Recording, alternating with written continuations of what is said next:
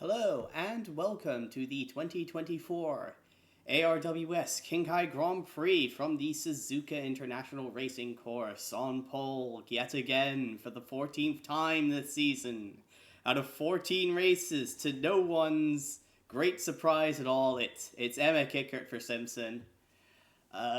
Nearly a full second on pole from her teammate Edvard Holm, who's just managed to pip Dan Greenlaw to that front row lockout for Simpson. Greenlaw, of course, in his final contracted appearance for Holiday in that car. I have heard rumors that Moya Mute is mulling retirement. I'm not sure if he will make a return to the Holiday before that, or if he will retire and then they will sign Greenlaw or someone else to cover the final two races. But we'll just have to see what the team decides on that front. Alongside Greenlaw on the second row of the grid, it's a Racing Point, but it's not the one you might expect. It's Tomo Kazuma in the second Racing Point, who's replaced Amy Gauthier after Gauthier was fired for refusing to obey team orders. So, Kazuma already hitting the ground running there with out-qualifying his championship contending teammate. Her championship contending teammate. Yeah. Starting fifth on the grid is Philippe Nicolas in the leading Holiday in the championship at the very least, alongside Marco Jancher for Euromotor.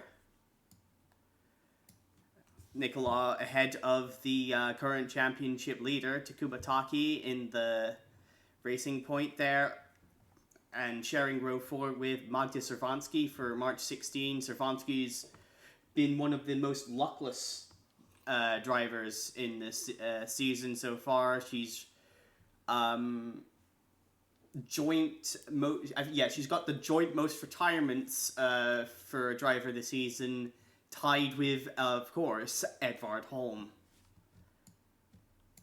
Servansky's teammate Final Watson will be starting 9th on the grid alongside the second Euromotor of Bradley Dagnall. In fact, Euromotor surprised everybody in the run-up to this race by announcing that they would be re-signing both drivers. A shocking show of stability from the team run by the ever-mercurial Hildegard Shevchenko-Neumann. Leading the W12s on the grid is Kaelon for Bentley, as Bentley seem to find more and more pace through the season, especially with the advances in the Goodyear tires. Imani Burrell qualifies an impressive 12th on the grid. She's definitely seeming to find turfy in that Adriatica.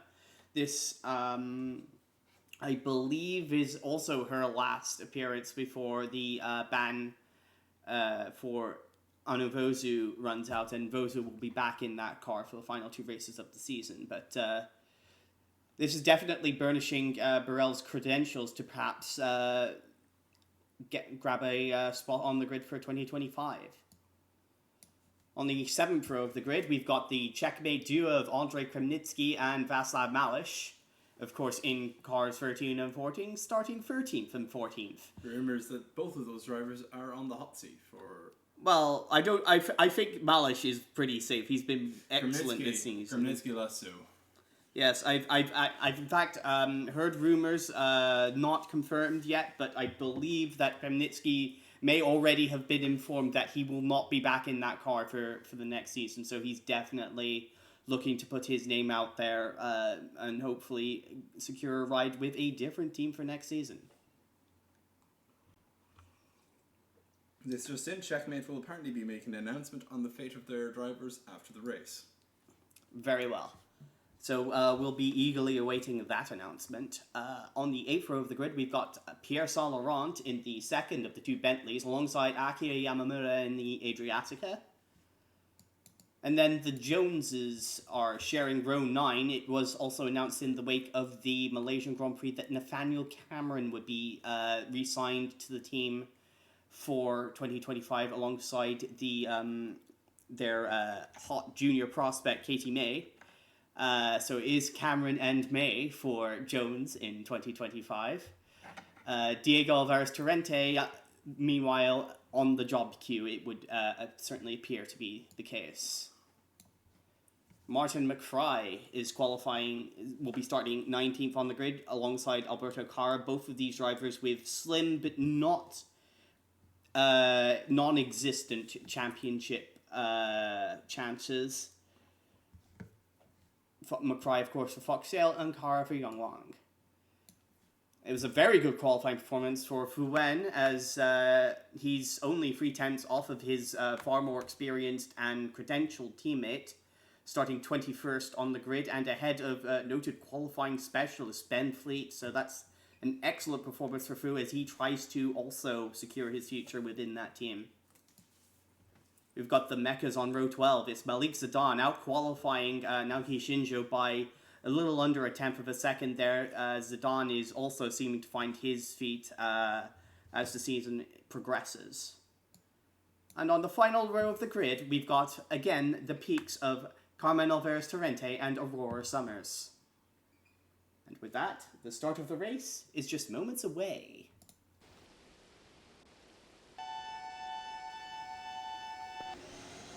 Engines fired at Suzuka, just waiting for the lights to go out. Kickert ready to lead the field down into turn number 1. Will she be able to hold on to it, though?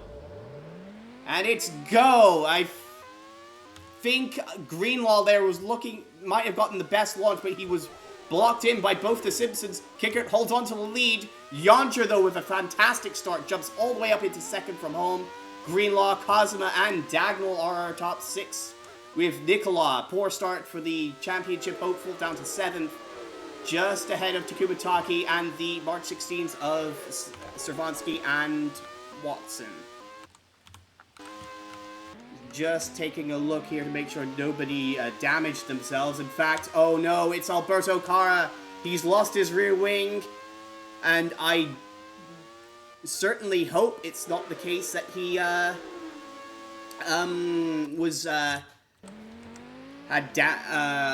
it might in fact have been Fu Wen who got into the back of his teammates, so that is not going to do his hopes of retaining that seat any favors at all. But Kickert with a fantastic launch here in the rain at Suzuka. She's just charging away from this field. Yoncher just really being a bit of a cork in the bottle from Holm and Greenlaw here.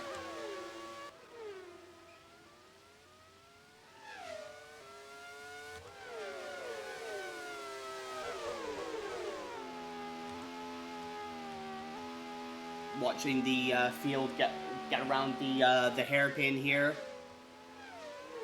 All in order here. But well, with the exception, of course, of Cara, that's a bad. Well, it's not great for Yongguang, who are showcasing a special livery in this race. They're I believe it's the Sun Wukong game. They've got a special livery for his home there. Gets a look to the inside of Yoncher entering the 130R, not able to pull it off. Greenlaw tries to sneak to the inside of home at the triangle. Just a bit, probably worth being tentative in these tricky, wet conditions. 2.8 seconds up is Kickers on Yoncher already.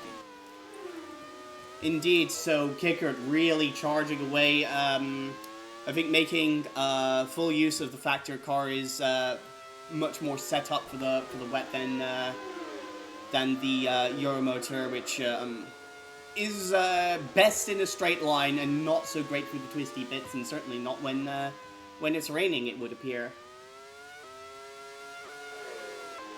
Their hole has the faster car there, but as of right now, can't get by. Yeah, peek to the inside, entering the Degnas. That is not the ideal place to be making that move, no. But Edvard is a bit of a impatient driver when it comes to, at least in terms of trying to make the move, trying to force a move there, which isn't really on. And I think there's also a wee bit of time now to Yoncher there Yes, indeed. Yeah, Yoncher's got a good few car lengths on him as they get around the spoon curve here. It will be critical for Holm to get a good run out of this corner and get a good slipstream, but I don't think he's close enough to really get that done. In fact, he's going to have to defend from Dan Greenlaw, who's gotten to the inside of Holm. Down the straight here. No, just not quite far along. There's the three of them. Yeah, indeed. Tomo Kazuma looks to pounce on both of this. And she does make the move on Dan Greenlaw. So Kazuma up into 4th place. Dagnall continuing to fend off Nicola and Taki for the time being. They do seem to be pulling away from the March 16s of Servansky and Watson. For a second, she is comfortably pulling ahead. Yes, this is a dream start for Emma Kicker, as she's really relishing the chance to actually make good from one of these pole positions for once. Of course, she's only converted one of them to a victory so far this season, which is far from ideal. I think anybody would agree.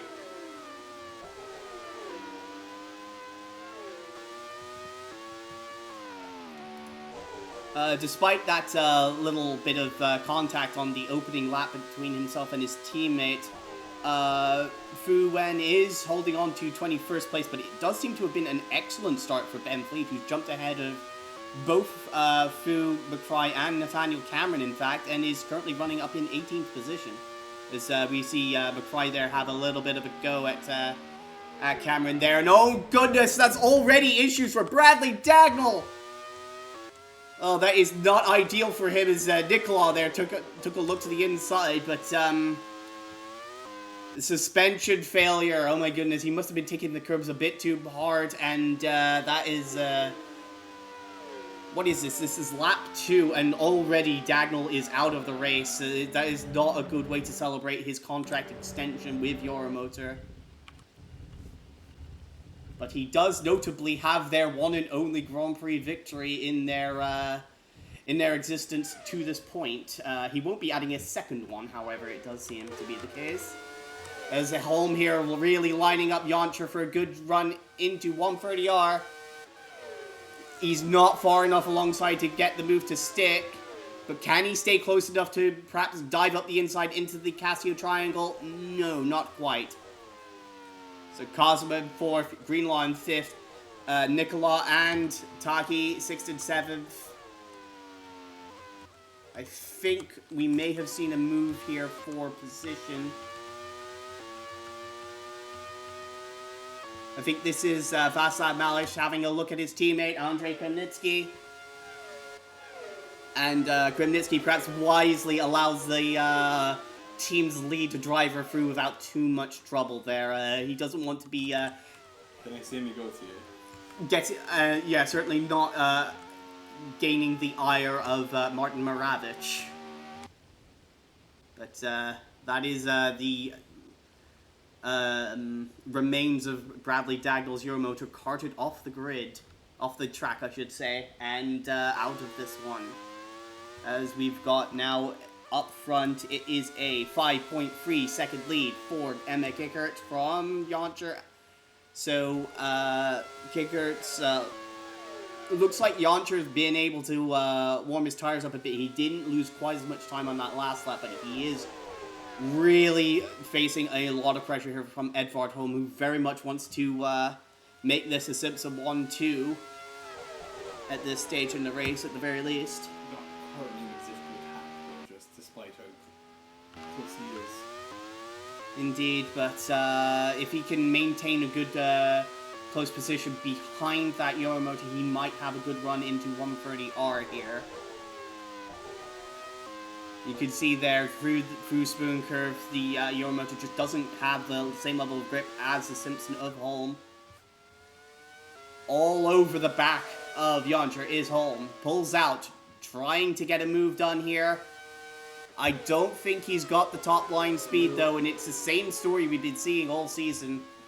Euromotor is just exceptionally difficult to overtake in a straight line. As Kazuma, I think, trying to feint Holm offline there, but Holm able to resist that attack at the very least. Oh no, Diego versus Torrente has spun. I think that might have been at the at 130 yard. We'll have to have a look at the replay here. You can see he's attacking Akira Yamamura for 15th.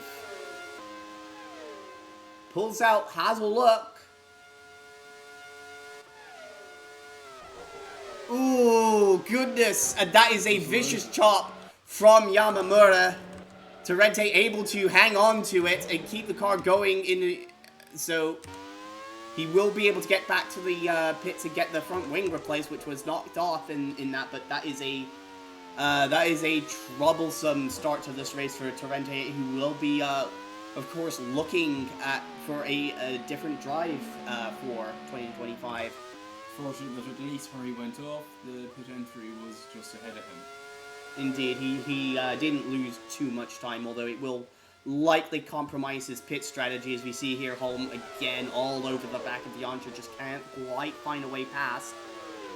As it seems like Nathaniel Cameron, and I think, no, that's probably Cameron actually getting back around Fleet after the, no, that is that Nathaniel Cameron under pressure from Martin McFry in the Foxtail? Indeed it is. Yes.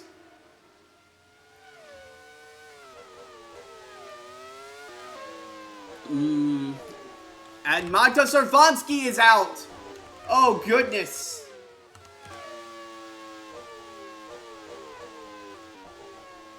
Looks like it might have been a suspension failure for Servansky. Or... Yes, it's a suspension failure for Servansky. She pulls off to the side of the road. We've already got 2 suspension failures early in this race. As again, we've got a run for home here, trying to set up a move on Yoncher, but Too far back. yeah, he's just not got the straight line speed. As Holm goes off! Holm is off and he's broken his front wing! So he's able to get it back to the pits, but that will cost Holm significantly in his hopes of perhaps taking the fight to his teammate in this race. And it does give Tomo Kazuma a 3rd place in the field. Of course, this is Kazuma's first race back in the ARWS since the end of last season, when she was suffering all kinds of technical failures at the Mecca team that she was driving for. Of course, a former ARWS winner herself, but has had her issues in securing herself a secure role on the grid, shall we say. As speaking of security, that is a secure lead of 7.3 seconds that Kicker has built up over Yoncher here in these opening 5 laps. Yeah, definitely Kicker's slowest at this stage already. Certainly, but of course, anything can happen. Anything can happen, especially with the fairly unreliable Ford EcoBoost motor in the back of that Simpson. And the i3s that the entire top 6 are running. As Kara is back in. Oh, Kara's gone off at 130R and broken his front wing. Oh, that is a disastrous start to this race for Alberto Kara, who's hoping to, again, perhaps pull a solid result out of the bag at this race. Of course, it was very much a race of attrition last time we came here in the 2023 edition of this race, which saw Philippe Nicola secure his only podium of the season en route to the championship. As we've got Kazuma now taking a look to the inside of Yoncher. She's gotten farther alongside, but I'm not sure she's able... Oh, no, she does force Yoncher to back out, so Kazuma up to 2nd position. This is a great start for the Japanese driver, and that opens the door indeed for Greenlaw to take 3rd place. So Yoncher down to 4th in a matter of a couple of corners there. Rumors are saying that Teranosuke Takagi is in attendance at this race, and of course Kazuma is a a longtime fan of the former F1 driver, so this could be inspiring Cosma to this greatness so far early in this race. We've got Zidane taking a look to the inside there of one of the peaks. That's Aurora Summers. Not able to get the move done, though, is Zidane. But Kickert now with an over 9-second margin over Cosma in 6 laps. She is flying out there. I do wonder, though, she may be on a shorter fuel strategy. There is a bit of variance in the strategies that the teams are employing at this race. There's most are opting for the 2-stop strategy, but there are some that are looking at the 1 or the 3 stop. So we'll hopefully know soon enough. The 3 stop pit window should open about lap 15, with the 2 stoppers a couple of laps later on lap 18. McFry again attacking Cameron for that 16th place. This is not looking great for Cameron, who's again really not got anything for Ben Fleet. He may be one of the drivers though that are looking to make the most of the 1-stop strategies. We've got Edvard Holm here looking to recover from that broken front wing. Looks like Kremnitsky, in fact, has gotten back around his teammate, and he's looking at making a move here on Kalon, I believe. No, that's Pierre Saint-Laurent in 10th. And indeed, Kremnitsky gets the move done. Very solid run there for Kremnitsky up into 10th place. Of course, he'll likely have to yield that position down to Edvard Holm. Oh my goodness, and that is Pierre Saint-Laurent's. He's up in smoke is a Bentley, and that may be why Saint Laurent was overtaken so easily there by Kremnitsky. He's got an issue with that car. Spewing all this oil on the yes. will not do the conditions any good. As slippery as it is with all the rain, of course, yes.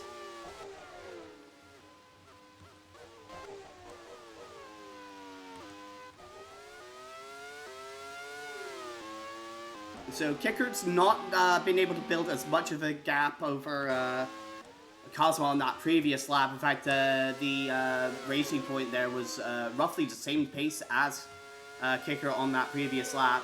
But Greenlaw here is really looking racy behind Cosmo. Maybe a bit too much, because I don't really think that's a good place to make an overtake, because Saint Laurent's finally pulled it off the track, and he is out. As Ben Fleet has fallen off the track now. My goodness. It's very tricky conditions here at Suzuka.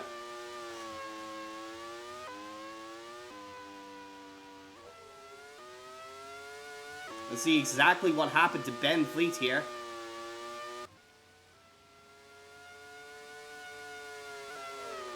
Ooh, he may have overcooked it through the Dagners, and he did.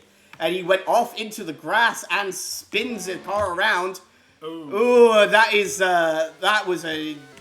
That could have ended worse. That could have ended worse. I don't think that he'll be at risk of a penalty for that, though, because, I mean, that's just the way that the car came back onto the track after he spun it. But it does gift a position to a fair few cars here, as Fleet has dropped down to 18th position, and he'll have to fight his way back through to recover that spot.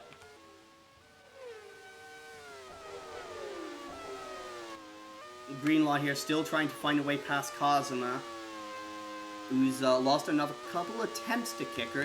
We've got McFry here lining up Nathaniel Cameron. Could Martin McFry make a move here for 14th place on the Jones?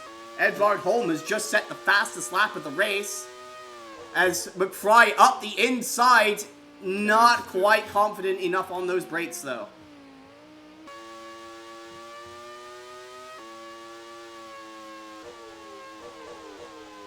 Greenlaw here, again, gearing up, trying to get another run at Cosma for second place here. Of course, the more that these two battle, the more it will play into the hands of Emma Kickert, who is already built a significant margin thanks to them being bottled up behind the Euromotor of Marco Jancher. they've already put a total of about 3.5 seconds over Yontra since getting around the Yoromoto at this stage. Kicker is still slightly pulling ahead of Kazuma, but only slightly as of right now. Indeed.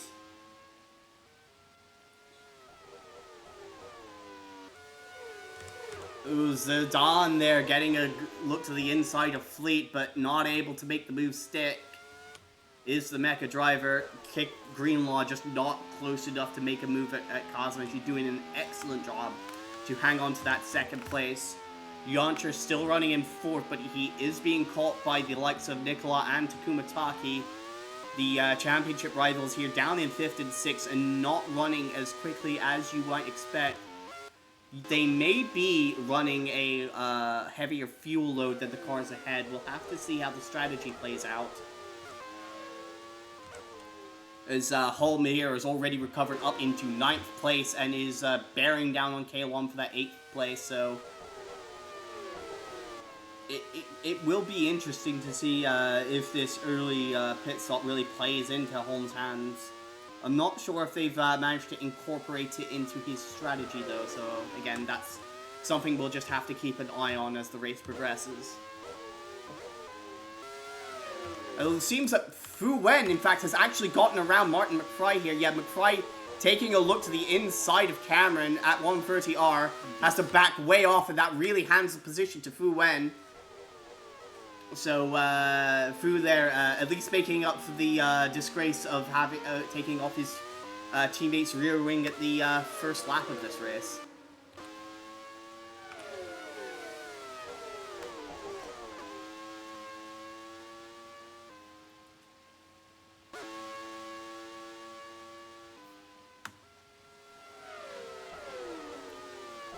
Naoki Shinjo, another driver in their home race at this track, of course. Well, one of their home races. We, of course, have the Japanese Grand Prix coming up next time out at the Fuji Speedway. But Shinjo running back in 21st position currently, and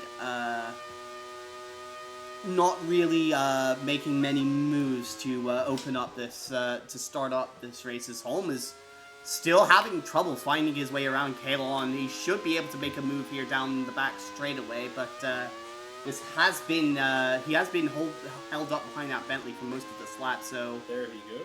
Yeah, very clinical. Yes. Now that the full power of the Jetstar rebadged Ford EcoBoost motor is on display, it's fairly trivial for him to get around, but he did lose a fair bit of time held up behind the Bentley for most of this lap, as Kazuma seems to have actually pulled out, in fact, a full second over Dan Greenlaw in that battle for second place. So it could be that Greenlaw here may have overcooked his tires and is trying to cool them down for another attack at Kazuma. That is Martin McFry and Ben Fleet both making overtakes at 130R, so that will definitely put a smile on the Foxtail crew. The Mann siblings, very infused by their two drivers, putting on a show here.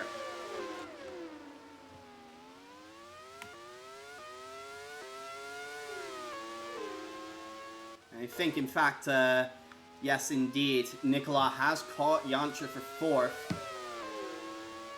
Will be interesting to see if Nicola can make a move here on the Yoromotor and try and put some distance between himself and, of course, his main championship rival, Takuma Taki.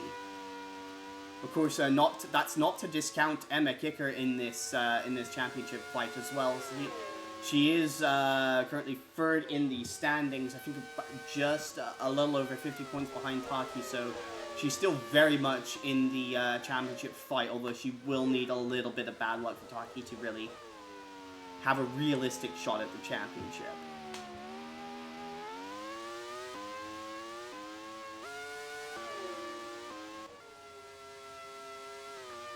Indeed, there is Kicker. She's now opened up the gap to nearly 10 full seconds on Kazuma.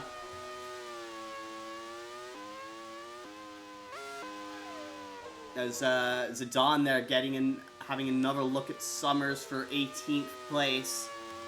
the mecha just not quite able to get the move done yet, but he looks like he's got a good run here out of the spoon curve. Down the back straight into 130R. I think this could be it for Zidane. And indeed, he gets the move done. That is a great move there for Zidane, and very well received by the Indonesian contingent, as Carmen Alvarez Torrente very opportunistically slides around the outside of her teammates. So that's 2 positions lost for Aurora Summers in the space of 2 corners there. Is there an issue for Takuma Taki? I believe there might be, indeed. He's developed an engine problem on the Koenigsegg, and that might be the little bit of bad luck that Nicola and Kicker are looking for to try and really take the fight to him in this championship. He came into here with about a 35-point lead or so over Nicola, but that engine has gone, and he is out. Will not be a very good point scoring day for Taki in this race. He'll have to hope for poor luck for his rivals. William's story already looks apoplectic on the pit wall. I think he may. I think he might be looking to leave the track. He's got his other car running second, but like that doesn't. Some of the mechanics look to be packing up already. Well, I think they're probably packing up his stuff so he can leave. But for them, they've got they've got a car in second here that does have a good shot at the win, especially if something happens to Emma Kickert.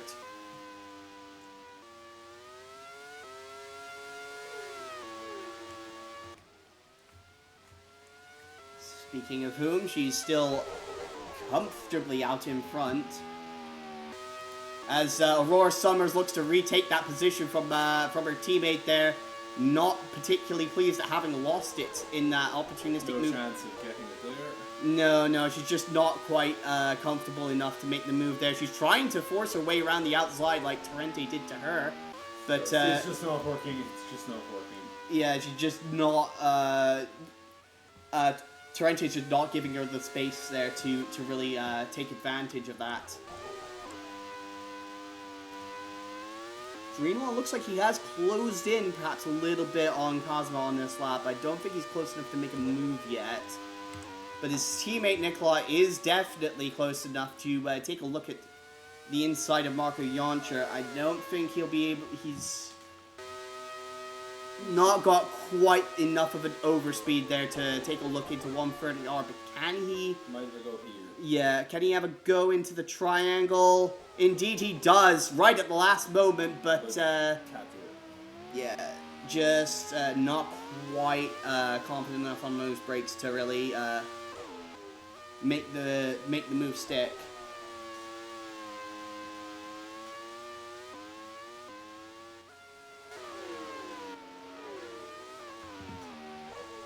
Since put a wee bit of distance between him and Nicola. Yes, as Nicola is going to have to gather himself up for another run at Nicola. Notably, though, Cameron is still under heavy pressure from Martin McFry for 13th.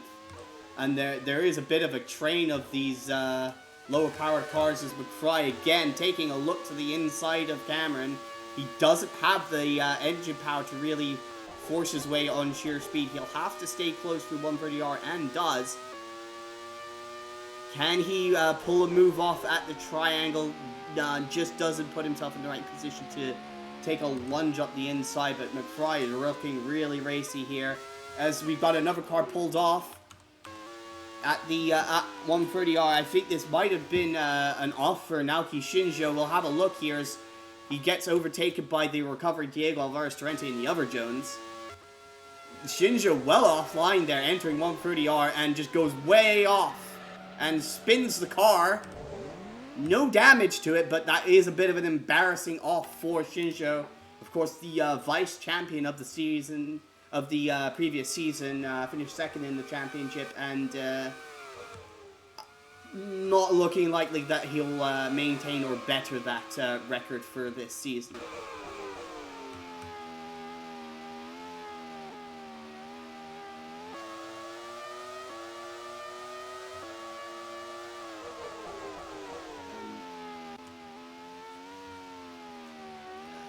Looks like Greenlaw is, again, right on the back of Kazuma here. Just waiting for an opportunity to make a move. As Edvard Holm, it looks, has gotten around final Watson. So Holm has recovered up into 6th place and is definitely lapping quicker than his teammates up in the lead of this race. Very good damage limitation from his earlier mistakes, especially with further attrition. He could climb higher. Indeed, Holm is one of 3 drivers to have won 3 Grand Prix so far this season. That is equal most. He shares that mark with 2 of the title protagonists, of course, of Takuma Taki and Philippe Nicolon. Of course, Taki won't be winning this race, but Nicolon could. And, in fact, Holm might as well, depending on exactly how the strategy plays out. He's only 5 seconds behind Nicolon now, so this is excellent damage limitation so far from Edvard Holm.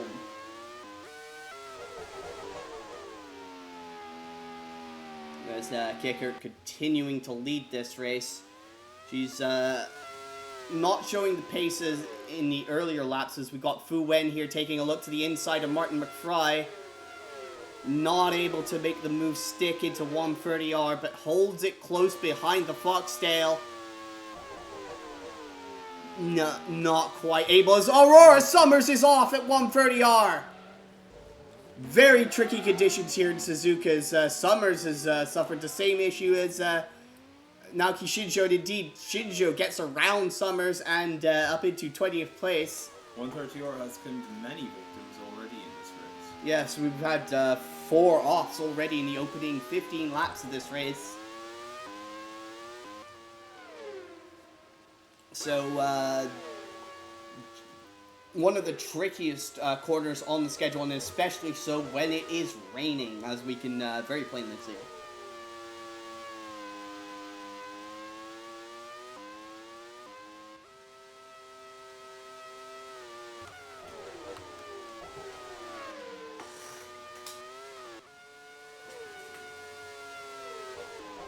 I think that was Zidane having another look to the inside of Benfleet as Final Watson has entered the pit, so this would potentially indicate that the March 16, the sole remaining one, March 16 in this race, is on a 3-stop strategy.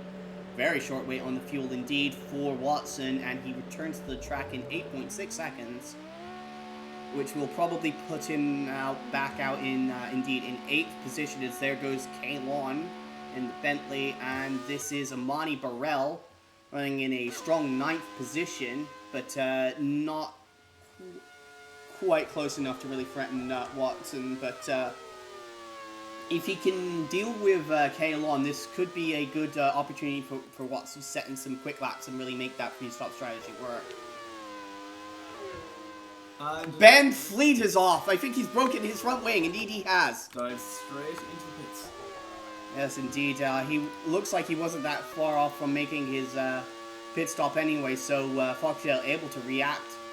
But yeah, he's just carried a bit too much speed through there, ran off wide and destroyed the front wing on the curbing there at the exit of the corner. And Ben Fleet's day is significantly worse off, as Carmen Alvarez Torrente in the other peak is now spun off. I think that is that's her brother getting around her. And again, Torrente approaching 130R well offline and just goes well off and spins right around. Fortunately, no damage to the car, but that is going to cost her a significant amount of time. And she will resume the race ahead of the likes of Shinjo and her teammate Summers as well. We got into the pits as well. That's I believe that's Martin McFry and Diego Alvarez Torrente. So Torrente now effectively on a 4-stop strategy, it would seem, with this early pit stop. So not a bit of a confusing strategy for Joes, but we'll see how that works out for them. And oh yeah, no, that wasn't McFry. That was Fleet who just broken his front wing. My mistake. Yeah, this has cost her a bit of her lead over Kazuma, but she does have a bit of clean air to work through here. And of course, Cosma and Greenlaw will have to get through that lap traffic as well in a couple of laps here. But Kickert's control over this race in the opening stages definitely looks pretty secure. Of course, barring any embarrassing offs or mechanical failures.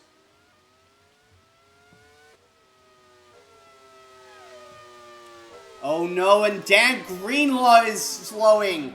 That is a transmission failure for Holiday. They've had their issues with that transmission this season, and it continues. And Dan Greenlaw's stint in Holiday looks like it will end with 3 retirements and 1 4th place finish. That is not what he was hoping for when he signed to replace, of course, the injured Humbert Moutier, who is expected to return at the Fuji Japanese Grand Prix, assuming he doesn't elect to retire before that race. Meanwhile, Edvard Holm is now caught up to Philippe Nicolas. So this is a fantastic recovery drive from Edvard Holm, and I think he's going to get this move done at 130R. Indeed he does. So Holm is really on a charge here. The Simpsons are working fantastically in the opening laps here in Suzuka. We've got Aurora Summers into the pits. Perhaps looking to change tires after that off a few laps ago. Cosma now able to drive a bit more freely now that she doesn't have the threat of Greenlaw looming behind her. She tries to find a way past this mecha. A bit difficult to get past in the S's here, but Shinjo will allow her through into the Degners, so Cosma now able to move a bit more freely as she tries to chase down Emma Kickert for the race lead.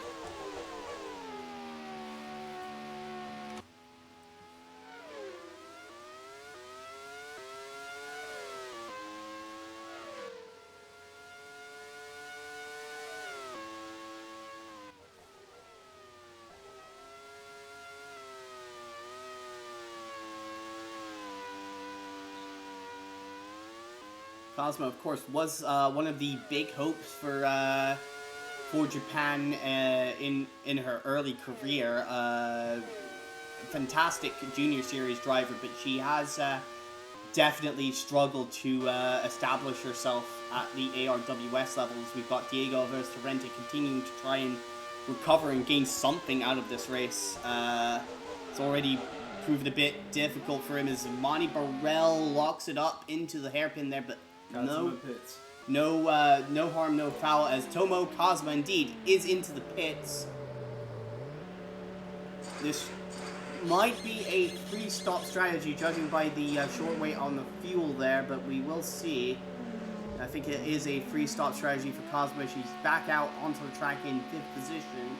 She does have a bit of traffic ahead of her, so this could play havoc with that strategy, but she does have a significant gap over Fina Watson, who's the only other I3 on the three-stop strategy that we know so far.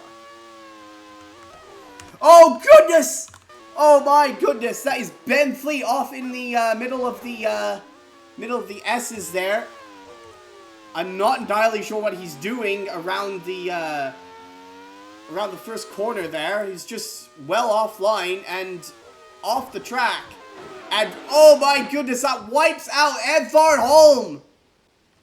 Holm still seems to be going. No, that is it. That has taken Edvard Holm out of this race.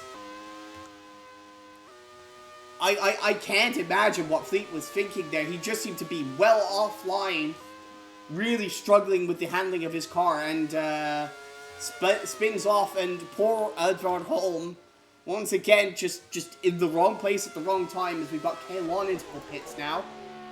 Looks like it will be a two-stop strategy for Lon as he returns to the track in 10th position. Nicola running in 3rd place currently. Now no longer with Holm having gotten around him, of course, following that very unfortunate accident with Ben Fleet there. I don't know what else you can say. Ooh, kicker there really almost got it all wrong on the exit of the final corner there. Almost lost it completely on the grass, but she's still going now, and with a nearly 26 second advantage over Marco Jancher with Kazuma's pit stop. This is certainly looking good for her at the moment, but we will see if Kazuma can make much progress on this set of tires.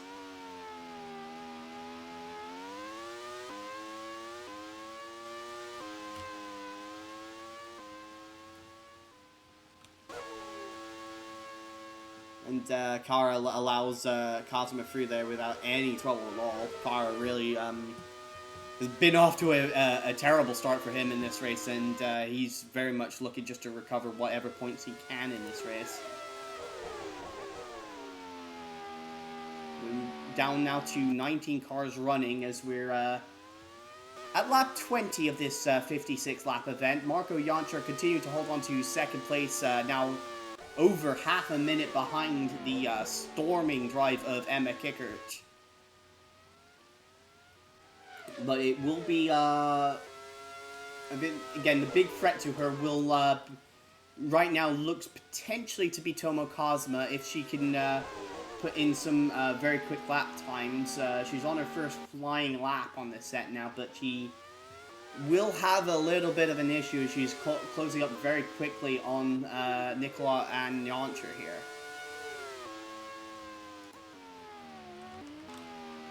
As I think Martin McFry there might have been having another attack at Nathaniel Cameron for what he's now 11th place. Looks like Nicola has elected not really to press the issue with Jancher. Is probably looking more to get the move done in the pit stops here. And indeed, that is Jancher diving into the pits. So it would appear to be a two-stop strategy for Jancher. Expecting I think it's a little bit far for him to be making this a one-stop. Indeed. Yeah, that's a little bit of a wait, 9.7 seconds, but he will get back out in relatively clear air here as Nicola is now released. Well, Nicola and Kazuma are released. In fact, I think Kazuma, whilst that pit stop was taking place, managed to get around the holiday.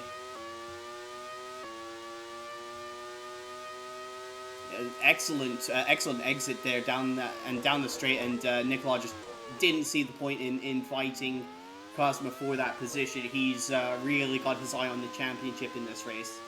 Doesn't appear to have the pace of the Racing Point or the Simpson in this race, and is just looking to really bank the points, I think, as opposed to try and fight for a win, which might not really be on the table. We've got Imani Burrell now into the pits from 6th position.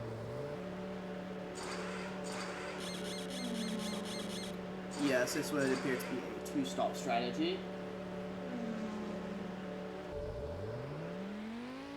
Word has it that Edward Holmes is not happy with Ben Fleet. I can't imagine that he would be, but I'll be up for the stewards to really. Yes, it is down to the stewards to really make a judgment call on that. Is Nicola now getting around the lap car of Naoki Shinjo.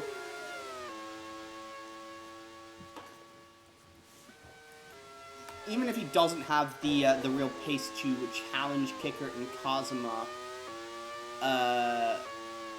it might well be, he might be better served by just banking the points to this podium and making a big gain on Takuma Taki in the championship standings that way, because it's been a very poor reliability as Marco Jancher has lost his front wing at 130R. Looks like he just carried too much speed into the corner, but we'll take another look at that. Yeah, just didn't get it slowed down enough off the track. knocks off the front wing, and Yoncher will very quickly return to the pits and get that front wing fixed. So that's presumably one less driver that Nicola has to worry about in this race.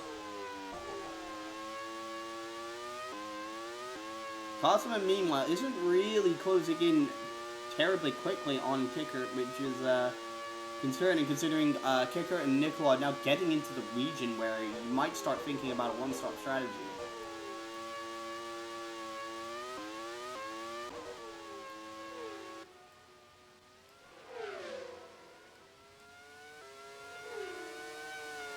We've got Vassal Malish into the pits for checkmate. Looks like another two-stop strategy for Malish. Definitely the preferred strategy here, but there are a fair few opting for alternative strategies. We've got Akira Yamamura also into the pits, as is Emma Kicker, the race leader.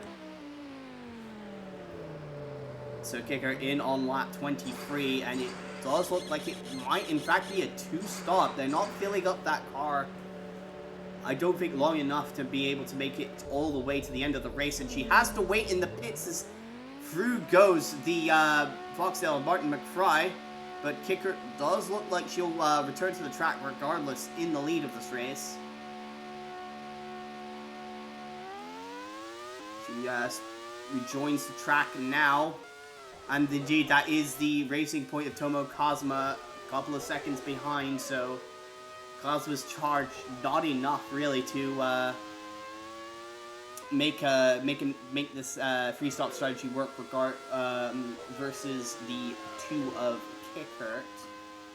It does raise questions though about Philippe Nicolai. He may be on the one-stop here.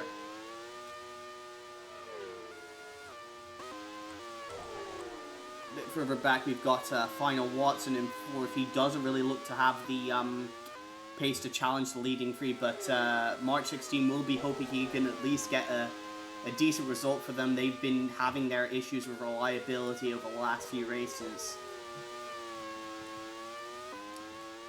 And they've really struggled to finish ever since Watson, of course, won his first race at the Granite State Grand Prix in Loudon.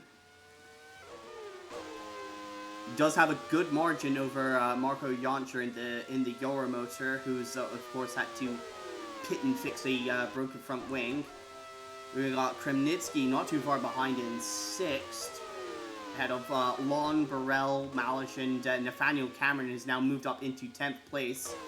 Fu Wen dives into the pits here, so I suspect that the reason Cameron's been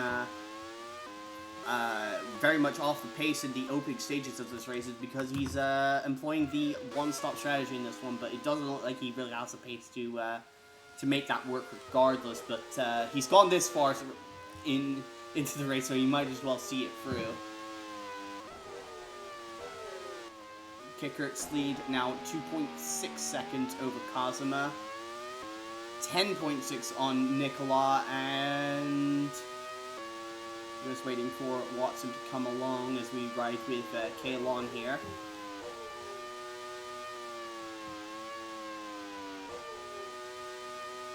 And that is it is almost a full pit stop Kicker has on Watson, so I don't think Watson's really a threat for this race win.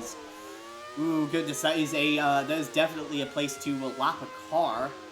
Ooh, Kremnitsky almost gets it all wrong there at 130R. He almost smashes his front wing to bits on the curb there, but keeps it in one piece, fortunately. I think Kremnitsky knows he's in the hot seat and is trying to push as much as he can to get some sort of results to save his seat.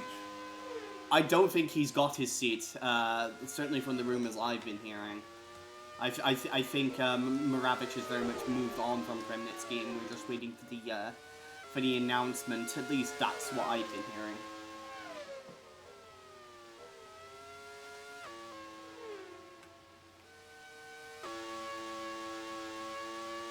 As Cosmo now gets around Yamamura, she's still trying to put the pressure on Emma Kicker for the race win, but this is certainly the type of race that we've been expecting to see from Kicker all season. It's taken until race 14 for her to just have an actual dominant drive from the pole positions that she's always winning. But I suppose better late than never. She's still in the championship fight, and a solid win here would really do wonders for her in that regard. Ooh, she almost trips over one of the Joneses there. I think that was in fact Nathaniel Cameron she was getting around, and that might have in fact cost her some time relative to Kazuma here. Definitely looks a bit closer, does the Racing Point. But of course, she will need to make an extra pit stop from this point relative to Kicker, so it's not enough for her to just catch and pass the Simpson. She's going to have to pull that extra gap.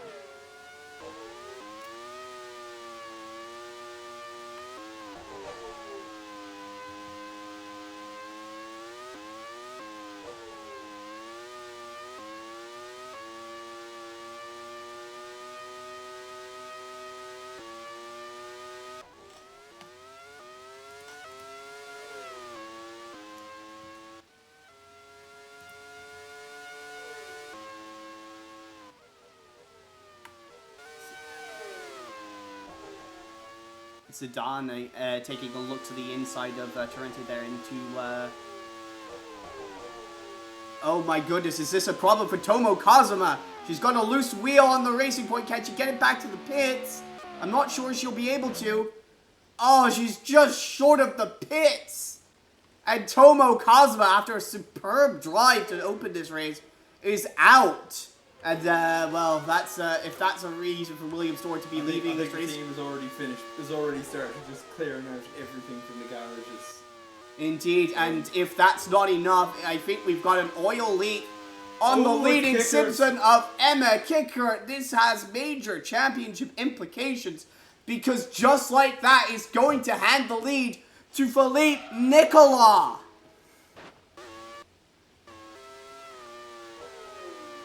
And there goes Nicolas into the race lead. It's not been his quickest drive, but he's definitely been doing what he needs to do to keep that car in one piece at this very tricky Suzuka circuit in these even more tricky conditions. So Nicolas now inherits the lead. Into second position will go Final Watson. And we're waiting now for Marco Jantra to come around to collect third place. Looks like William Story is already looking for some journalists to angrily shout at. It does seem to be the case, but let's be fair, when doesn't William Story want to rant about everything being true. rigged? This does happen every other race. Yes, it's almost like you picked an unreliable engine, William. What are you expecting? Will we be hearing accusations of the ARWS Commission rigging the sport? I mean, I think that's guaranteed. It's a nice move, though, by Yamamura on camera Also, for 10th place. Andrei Kremnitsky is now up to 4th, and Kalon up to 5th. Cameron, I think, was trying to have another go at Yamamura, but had to get out of the way from Nicolas. So that's unfortunate for the Brit, but he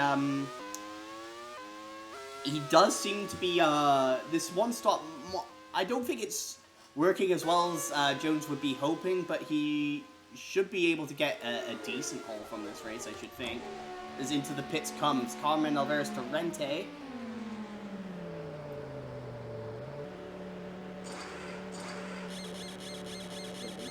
Yes, this would appear to be a one-stop for Carmen Alvarez Torrente. That might be why she spun earlier. Just a consequence of the heavy fuel load. Quite a weight on the fuel there, and she will join the race in 17th position. Still ahead of Alberto Cara, who's really having a miserable race. This seems to be the case. He usually has excellent races, but when he has a bad race, when things don't go quite his way, whether through to just being in the wrong place at the wrong time, or mechanical issues, or what have you, a bad race for Cara goes very badly indeed. His final Watson is out! Oh no! Is once again a double DNF for March 16. As again, the engine has failed for final Watson, and this will elevate Marco Yoncher into second place and give a absolutely gargantuan lead to Philippe Nikolov, nearly 40 seconds over the Euromotor. Dr. Wolf once again looks upset in the pit wall. And Gunther Steiner is has just destroyed that headset that he was wearing. What did that headset do to you, Gunther? But it's not done anything badly to Marco Yoncher, who is now in second place. And in the battle for the wooden spoon in the Constructors' Championship, this could prove quite important. Indeed. Kremnitsky now is up into third place, which is exactly what he wants to be doing to really highlight his future status. He's got Kalon not too far behind him, and Burrell about 10 seconds behind the pair of them. He's got a good margin over his teammate, Vasil Malish, and that has been really the main criticism against Kremnitsky. Is he has, as great as Malish has been driving, they did expect him to have more trouble from his more experienced teammate, Andrei Kremnitsky, and that's not been the case at all this season. Yamamura will head up into 8th place as we are at the half-distance mark in this race. Make that 7th, rather.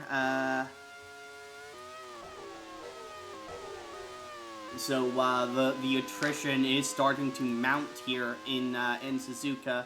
We're down to 16 cars running at this stage in the race. And that is what Philippe Nicolas needs is... Kremnitsky has pit. Yeah, that is Kremnitsky, in fact, hitting from third position. I think he may be not... Indeed, he is on the one-stop strategy, so this has been a very solid drive so far from Kremnitsky. Right at the half-distance mark, neatly splitting this race into two halves. He will come out behind his teammate, but Malish still has one more stop to make, so this is looking very good for Kremnitsky to actually finish ahead of Malish for once this season.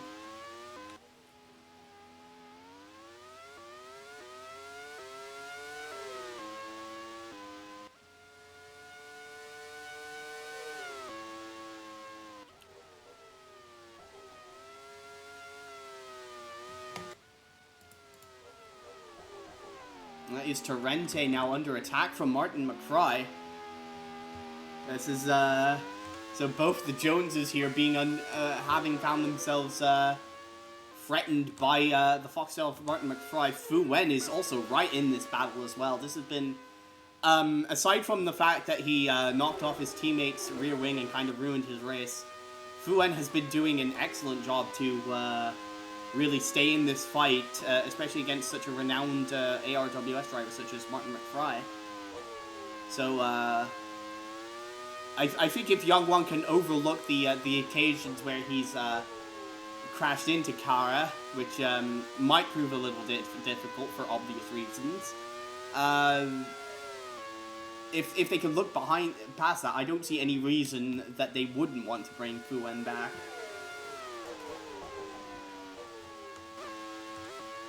Shinjo under heavy threat here from Aurora Summers for 13th. They do have the Euromotor of Marco Yoncher catching them though, so it's going to interfere in this little battle here. Summers not looking to pick her moment here, not looking to make an over enthusiastic move to the inside. Of course, both of these cars did spin off earlier at 130R. So they're looking to recover a bit from that. This Fu Wen is now lining up Martin McFry for a run into 130R.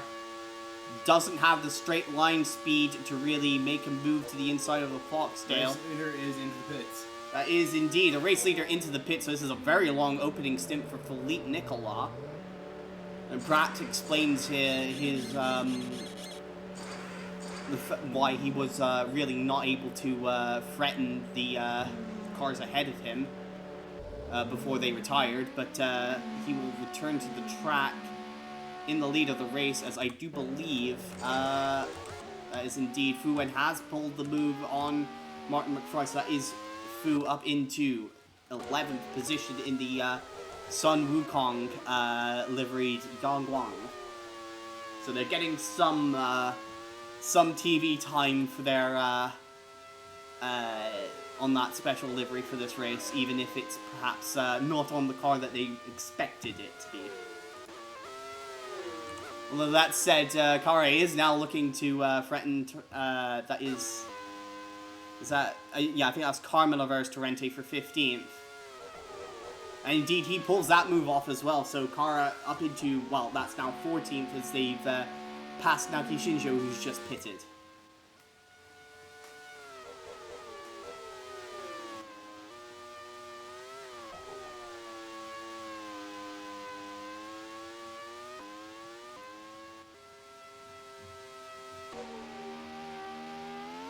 So Philippe Nicolas continues to lead the race. The sole holiday driver that is currently running, leading the race.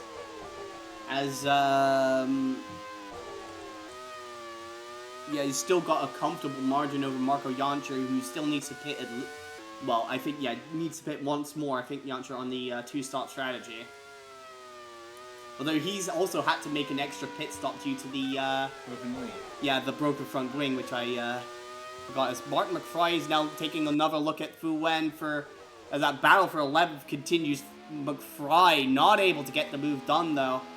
So this is, I think Fu is really starting to, put in a very solid drive in this race. And that has been the case through the season. He's definitely been improving as the season has gone on, I think.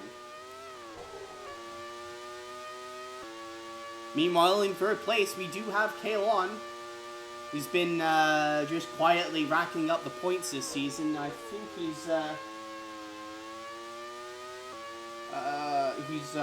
he is moving up in the standings as the season has progressed. Currently 8th in the points. Don't think he's really a threat for the championship in any realistic regard, but considering the season has been a little bit of a write-off for Bentley anyway, following the fine that they came into the season with, he's been able to prop the team up with some pretty strong results as through there, getting out of the way of race leader Philippe Nicolas, now holding a 11.2 seconds advantage on Marco Jancher.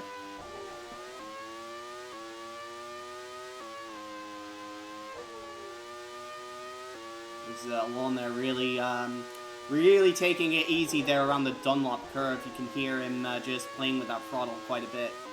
He doesn't really feel the need to really push hard at this stage in the race. Of course, it's very much been a race of attrition. As McFry again taking a look to the inside of Fu Wen. Can't do it. Can't make it stick, and Fu will hold on to that 11th place. Finding Cameron is the team. As is Malik Zidane, and there they are. So this is the second pit stop for Zidane, who does appear to be on the free-stop strategy. Has to wait, though, for Cameron to get back past him. And Cameron, this would appear to be his final stop of the race. Yeah, he's on the one-stop strategy, of course, and comes out right behind Aurora Summers, which is perhaps not ideal for him, but I do imagine Summers at least has to pit again.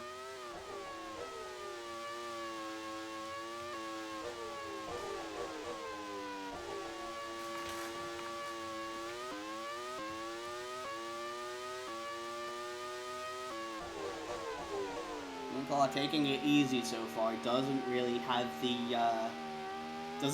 a need to push too hard at this stage.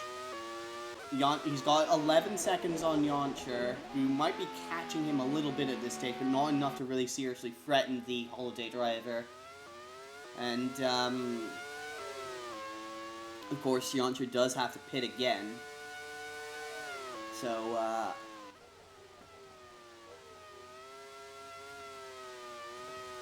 really just needs to take it easy and get this car home in one piece. In fact, if he does that, oh no! Philippe Nicolas is into the pits with an electrical issue! Oh, this is going to complicate things. Kalon is off with a water leak on his car. Oh my goodness, it's changing rapidly here in Suzuka. So, that's Lon pulling out of the race, a water leak in the Bentley engine. That's going to eliminate his hopes of a podium in this race. Nicola has at least brought the car into the pit lane. Yes, but it's certainly disappointing, but considering how his rivals have fared, this absolutely could have been a lot worse. It could definitely have been a lot worse. He should be able to finish the race from here, but now Marco Jantscher is in the lead for ARWS. Yes, Jantscher has inherited the lead, but he does need to pit again. Mm-hmm. This will it will signal though that he does have a shot at this race win. If he can push hard for the remainder of the race, he might be able to catch up to Nicolas by the end of it and threaten the Frenchman, the reigning world champion, for this race win. As Zidane there is looking to threaten Nathaniel Cameron for that 11th position, it is. Amani Borrell is now running in 3rd place, so that's a very good drive so far for the Bermudan. Of course, she was leading the AR 3000 points before she was tapped to replace the suspended Anu Vozu following her very disgraceful display of racing at Saint Air. And Burrell did have her issues initially in this car, but she has definitely found her feet and does look to be a potential star of the future. I think is fair to say. We've got Diego Alvarez Torrente making another pit stop here. I think he'll need to make another one because yes, he's on the 3-stop strategy.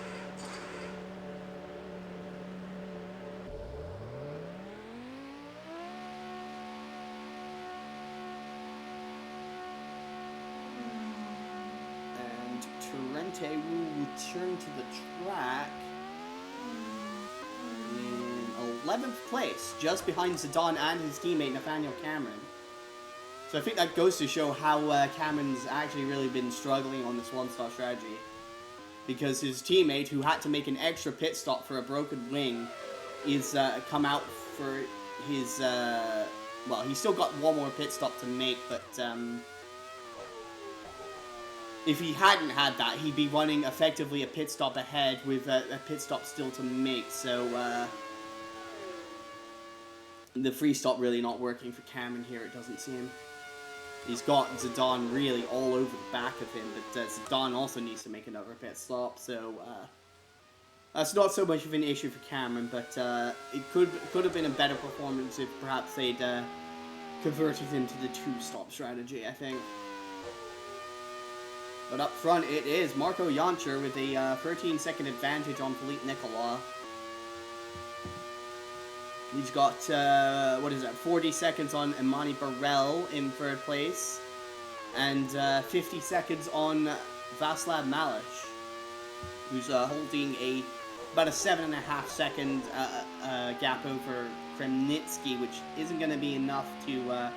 maintain that position on his teammate when he needs to make his final pit stop. There is Philippe Nicolas, though, negotiating the triangle there. That is 1:48 previous lap for Jantscher.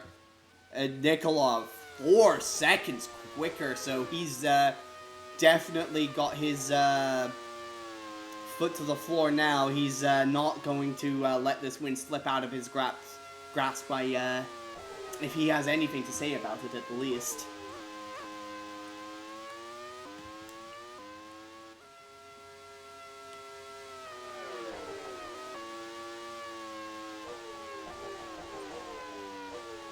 So I don't think this win is really on for Marco Jantscher, but if he could get it to the finish, it should be a a solid second place for him in Euromotor, but Jansscher still searching for that first race win. I think if it was on the table, he would be pushing a bit harder to try and maintain this gap he has over Nicola, especially considering he still needs to make another pit stop.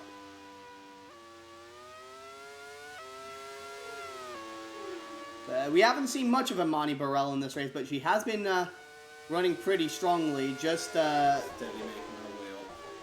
Yeah, was qualified near the front of the W12s. So has just been quietly getting on with it, just putting in some consistent lap times, and has really profited from the unreliability we've been seeing through this race.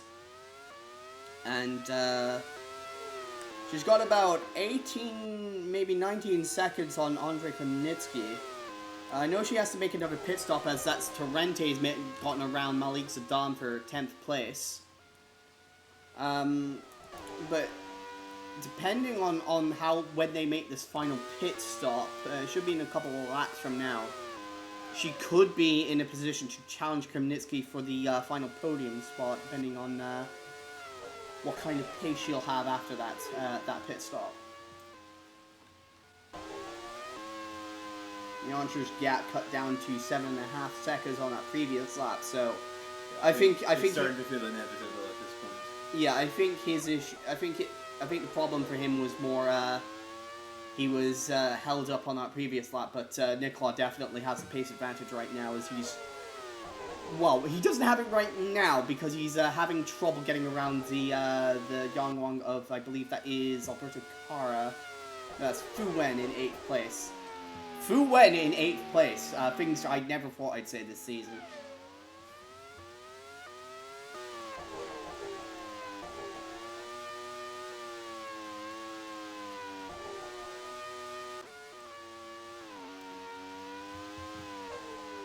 Prix has been able to gap Fu a little bit since the earlier stages of this race, where they were all bottled up behind Nathaniel Cameron. But they do need to make another pit stop relative to the Jones, which is not ideal for them. They do need to perhaps pull a little bit more of a gap on the Jones if they can here. As Diego Alvarez Torrente now looks to make a move on the aforementioned Cameron. Of course, Torrente on a different strategy than his teammates, and his teammate doesn't make it that difficult at all for Torrente to get through there. Zidane tries to take advantage, but yeah, Cameron able to defend the position there. Just a bit of a late lunge for Zidane into the triangle.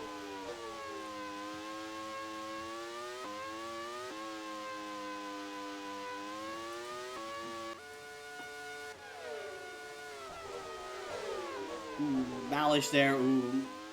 Just, I think for a second there I thought he carried perhaps too much speed for 130R, but was able to hang on to the car.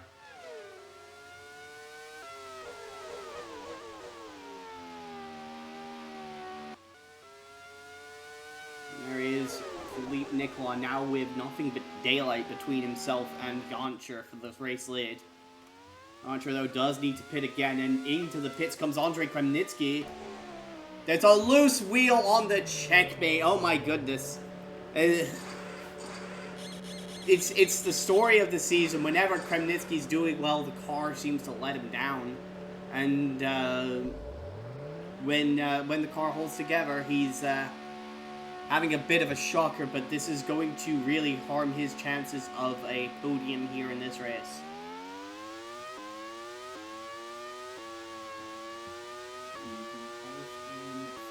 Yes, he'll come back out in 5th place, but he was 8 seconds behind Malish, and now he'll be about 8 seconds behind.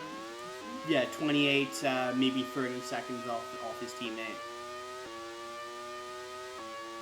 And that cloud of spray just ahead of you, well, now it's going around the corner, you can't see it anymore, but that was Marco Jansscher, so he does just have the leading Euromotor in sight. As Jansscher now held up behind the Adriatica of Aki Yamamura. This is not ideal for him, but again, as we've detailed, Jansscher doesn't have the clearest path to victory in this race.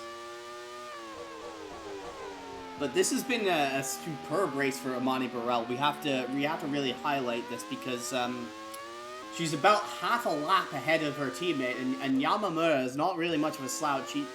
They've been a very solid ARWS driver since they entered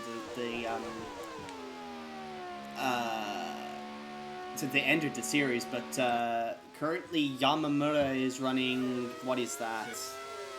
Well, 6, yeah. I'm not sure how far behind Krenitsky, though. We'll have to wait for them to come up with timing and scoring, but significantly behind their teammate is, yeah, that's Burrell getting through the for the S's there. You can see on the track map, Yamamura coming out of the spoon curve, and Burrell getting around Dunlop curve.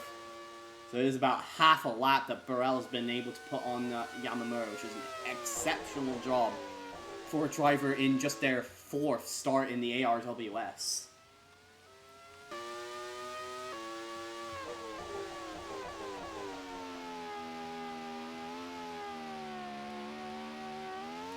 And into the pit lane comes Marco Jancher for his final stop of the race. That hands the lead cleanly to Philippe Nicolas. And Jancher will come back out in a very comfortable 2nd position, but it will be a very tall task for the Austrian to chase down Nicolas and have a go at the Frenchman for the race win. We've also got Martin McFry into the pits. Allows Torrente through, although Torrente still needs to make another pit stop himself. And Burrell now only just approaching the triangle and needs to pit herself, so indeed that is a very secure 2nd position for Jancher. We'll see now exactly where Burrell comes out in this battle for 3rd.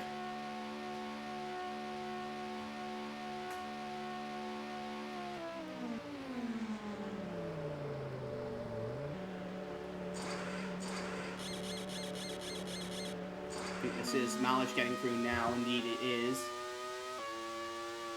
And yeah, Burrell should come out safely in 4th place, but Malish, I do believe, needs to make another pit stop, so Burrell's got a good margin over the Czech driver to secure this 1st podium of her career.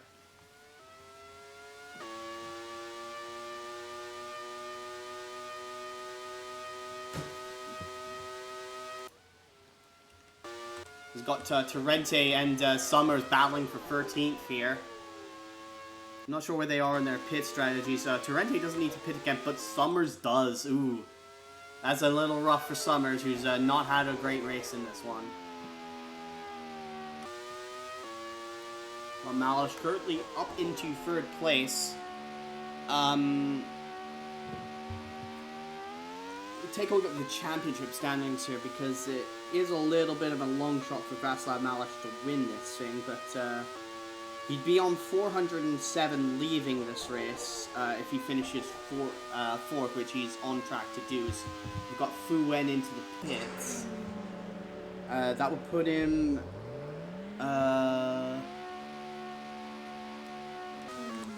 let's see, where is Taki going to get? 23rd, so that's 6 points for Taki, so that is a 38-point swing towards Malish, who's come into this race, what is that, 77 points behind, so again, it's a long shot for Malish. He's probably going to need another poor race for Taki to have any shot at this championship, but and Malish is into the pit. Speaking of the devil, and this will be Burrell coming down the main straight now to retake 3rd place. Malish does have a couple lap fresher tires, but I'm not sure it would be enough for him to chase down Burrell. But he's been one of the standout drivers this season. I think if anybody could do it, it might be Malish, as we've got yellow flags at the Degners. Who is that? That is Nathaniel Cameron. It's been a rough day for Cameron, who's just not had the pace in this race. Despite getting that contract renewal from Jones. Electrical problems indeed. He's not able to get it back to the pits from there, and that is race over. Wrecks the front wing in the process as he pulls it off into the gravel.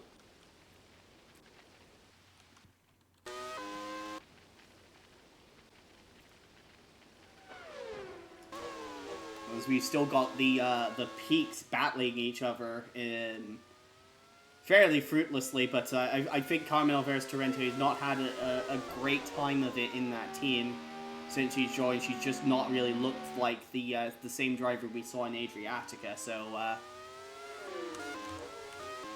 Oh no, this... Well, no more battling for them, because now Summers has an electrical problem herself. I'm not sure she'll be able to get back to the pit from there. She could. Looks like she's going to try anyway. I mean, she might as well. There's not really much else to do for her other than try and get it back to the pits from here. That car is definitely struggling. And it basically, with Shinjo not too far behind, this basically is going to nail on... I don't think she's going to be able to. She's really the car's really cutting out here. And engine's really sounding like it's about to die. And nope.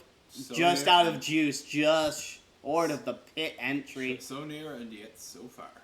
So far indeed. And Summers is now out of this race, and this will leave us with 13 cars running. 13th and last being Naoki Shinjo. As we've got Philippe Nicola with a 20.8 second margin on Marco Jancher in the race lead. Let's see now lap times for our two leaders. It's going to be very tough for Jancher to overhaul that lead with 15 laps still running.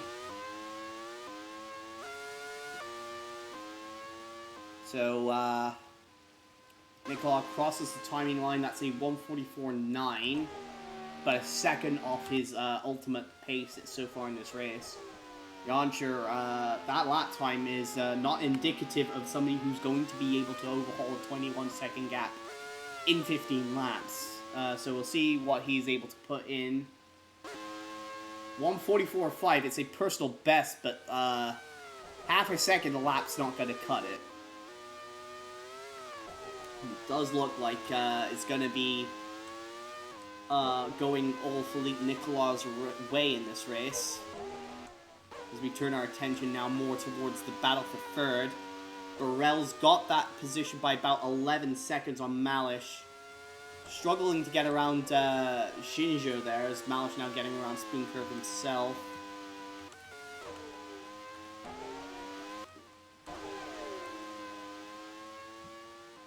We'll see what the relative difference in pace between these two drivers is now.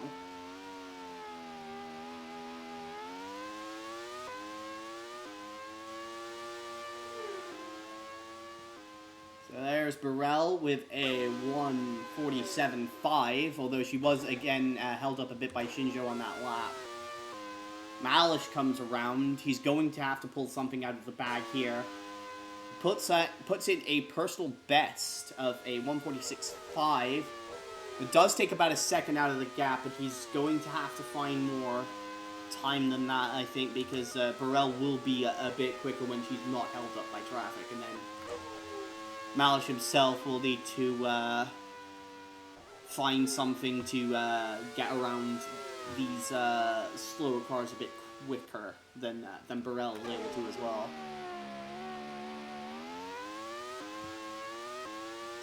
We've got Yamamura into the pits from 6th place.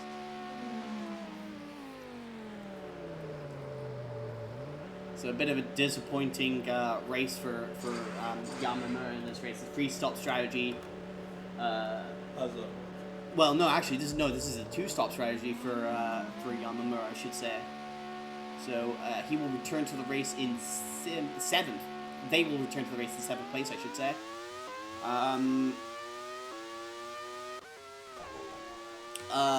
But Torrente also needs to pit, so it looks like a pretty secure 6th for Yamamura in their home race. Currently the top running Japanese driver still in the race, in fact. As, Shinjo is last of those still running, of course.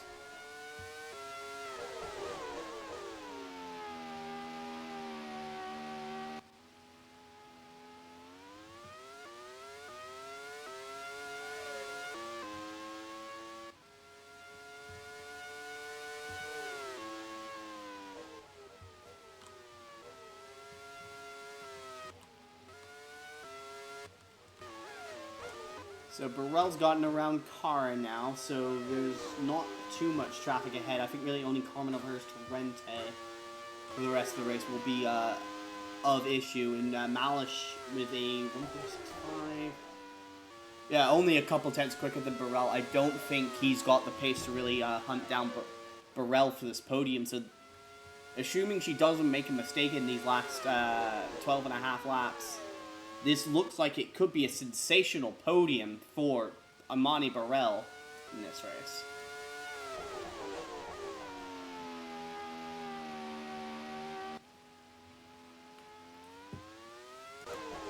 Also of note is the fact that Kremnitsky, despite having to make that extra pit stop, is only 7 seconds behind Malish. So his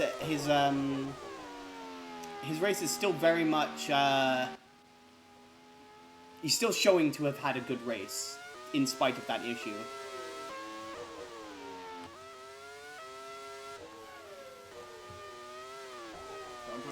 Has very much settled down at this point in the race. Indeed, very much the But was that some of the stops? pack has thinned out. Whereabouts? The hairpin. That would be Greenlaw. Yes, unfortunately, the car tracker on the track map is a bit finicky with certain cars. You can still see that kicker there as well on the track, despite the fact that she's been out for a good while now as well. Oh goodness, and Carmen Averse Torrente has had in all fitness S's as well. Not a good race at all for the peak drivers. What was that? Sorry, can we run this one again? I don't know what she was trying to do there.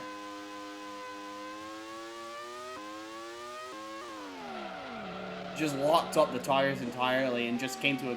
I suppose it's better to come to a complete stop rather than trying to... trying to hang on to it and wind up running yourself into a wall. But this may impact Amani Burrell, who's lost another half-tenth to Malish. If Burrell's not able to get around Torrente before the Degners, it could cost her a significant amount of time. But, yeah, no, Torrente gets out of the way very sportingly, and Burrell is through. So that's 3 cars in between Burrell and Malish in the battle for third. So, again, a very tall order right now for Malish to secure this podium position. Not so tall an order for Philippe Nicola, though, is maintaining a very healthy 20-second margin over Marco Jancher in the lead. He's now got about 10.5 laps to go. Looking very comfortable at the head of this field, and looking like he might be on course to take his 4th win of the season. And that may be enough to give him the championship lead. We'll have to see how the points work out at the end of this one, but I think Nicola, if he's not taking the championship lead, he'll be very close to it.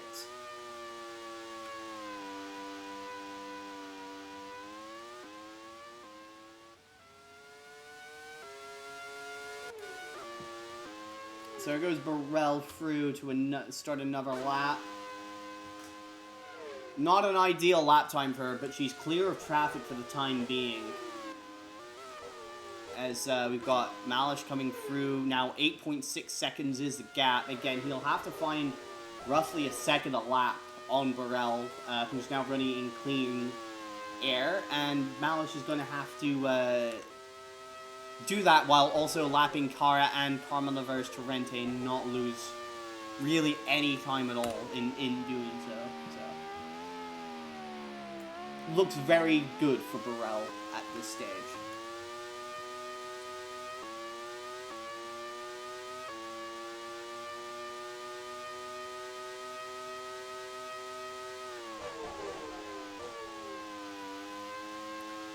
I think we may have a battle here, in fact, for... Yes, this is a battle for P9 between Malik Sedan and Fu Wen. Although, Zidane still needs to make another pit stop, so it's not really a battle as such as Diego versus Torrente comes into the pits for his final stop. He'll come out well behind Martin McFry, and it will be a tough order for him to get around both Fuen and Martin McFry and secure those points, so it's not looking good for him to have a good showing in this race. His car has just been lapped by Malish. He's only got one car between himself and Burrell now.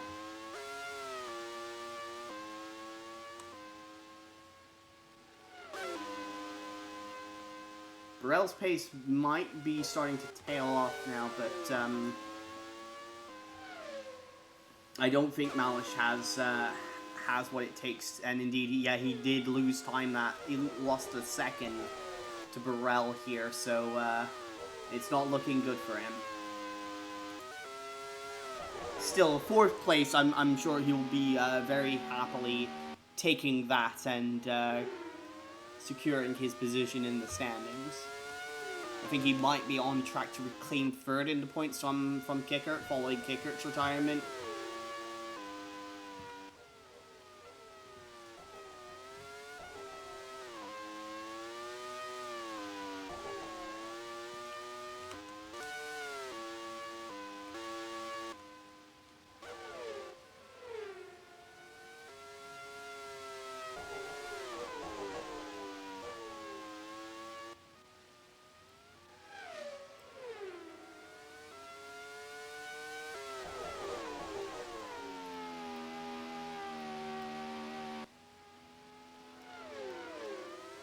Nicolas, in fact, been extending his gap over Jan during the last few laps as we got Zidane making his final pit stop of this race. I think this should be the last scheduled pit stop of anyone.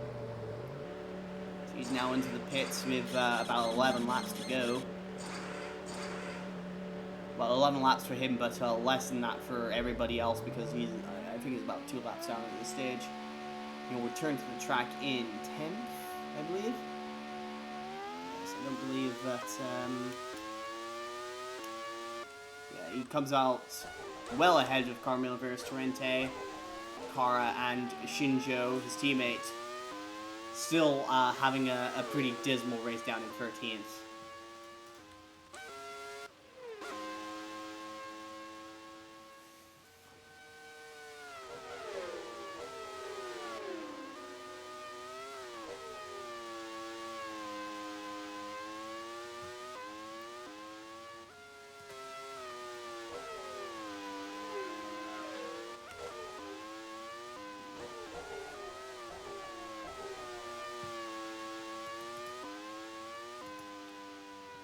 Yeah, we're not really seeing a lot of battles on track at this stage, as I think everybody sort of spaced themselves out and they're just looking to get things home to the finish here.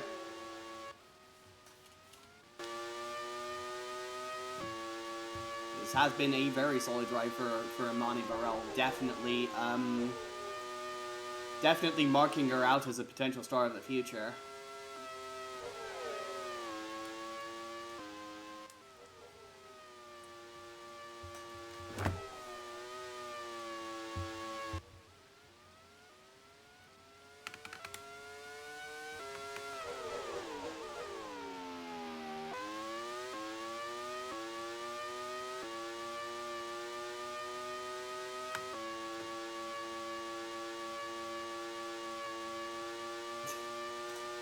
So Kremniski there lapping Kara, and then Nikola laps the pair of them.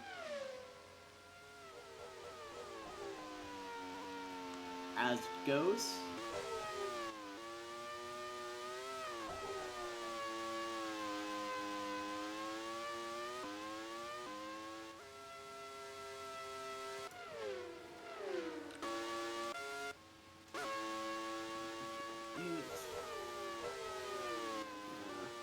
I think the two closest cars on track, in fact, are Shinjo and Kara, but it's not really a battle. No, it's not really much of a battle. Maybe. I don't think Shinjo has a pace to catch Kara anyway.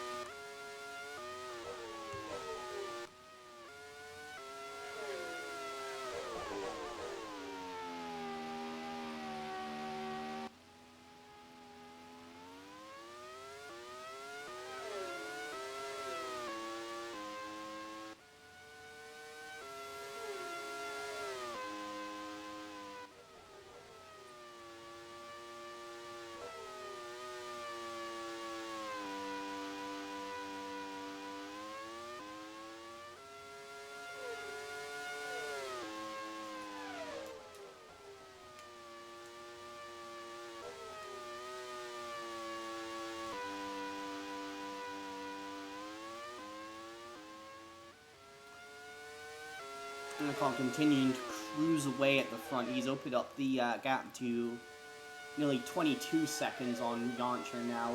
I think Yoncher is very much just looking to get this home. Of course, it's been a very difficult season for Yoromoto with reliability, so getting a second place in this race would be very welcomed by them, even if it's not the win that they probably would prefer to have, I imagine.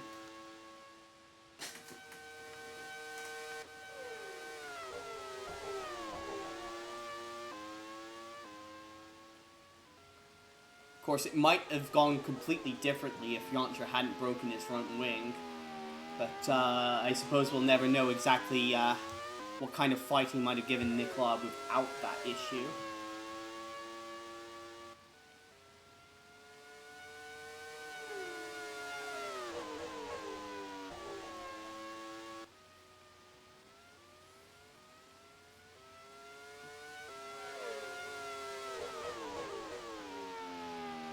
The laps continue to tick away slowly but surely here at Suzuka. I think Kremnitsky might be trying to catch his teammate. There's only a few laps left to go, but you see, got the gap down to about 5.6 seconds. Malish on his previous lap was, let's see here, 147.6, Kremnitsky, only a few tenths in it. Again, not really the kind of difference that would see him actually able to catch and pass his teammate. Likewise, Shinjo and Kara not really running pretty much the same speed, I should say.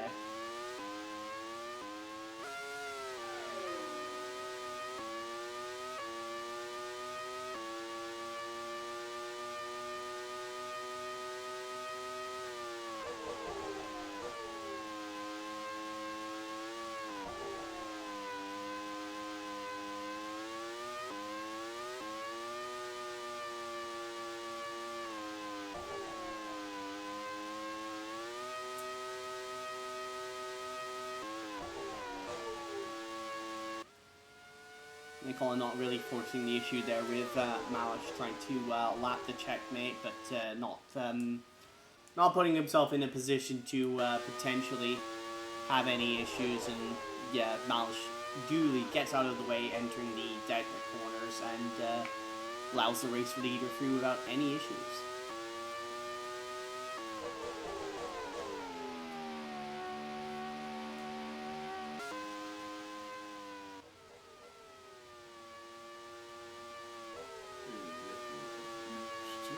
Stage of the race. Yes, unfortunately, it's just been a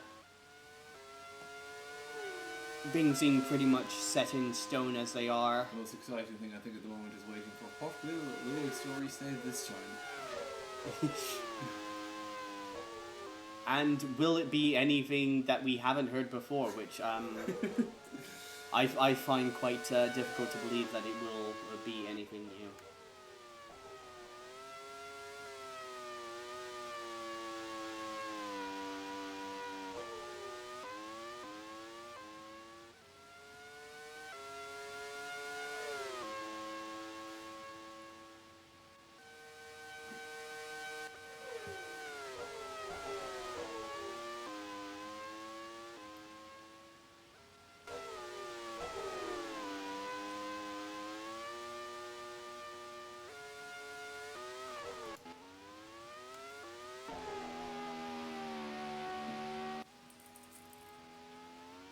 McFly's only a handful of seconds behind Yamamura. He's not going to catch the Adriatica. They're both running about the same pace. But this has been an excellent drive so far for McFly in this run, in this race, and indeed for Fu Wen, who himself is not too far behind McFly in 8th place. It'll be a career best finish for Fu, who's as I said, has been coming along quite strongly in the past few races.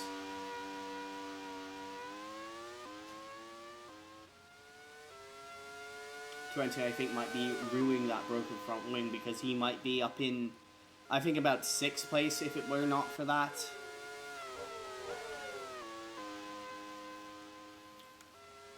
Zidane seems to very much to have settled on into 10th place here.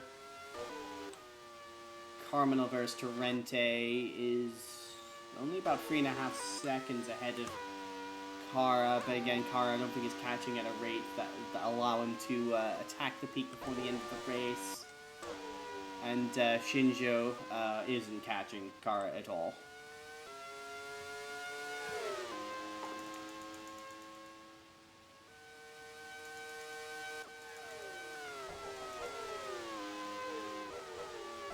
We've got 4 more laps to go for Philippe Nicola in this race.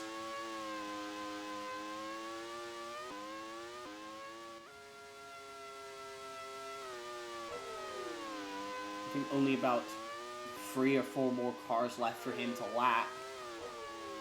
We've got a couple of them right ahead of him now.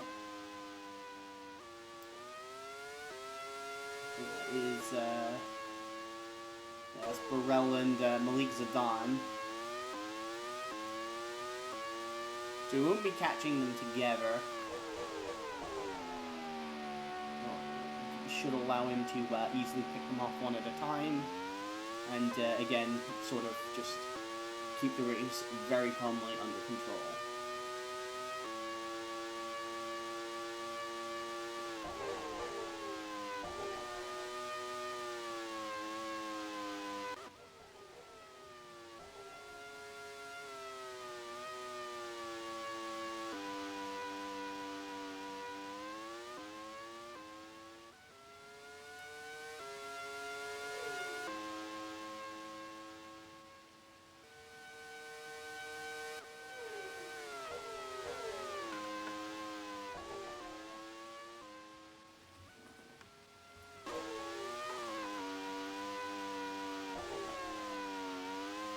Fu having a bit of a moment there at the first corner, but having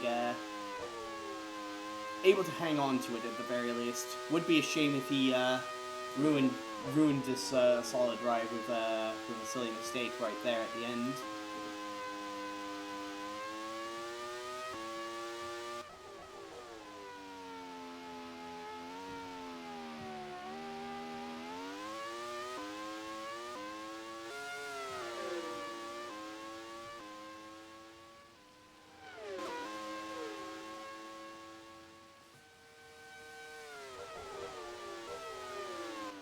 Yoncha very much just pacing himself as well at this stage. That gap has ballooned now to over 24 seconds, so...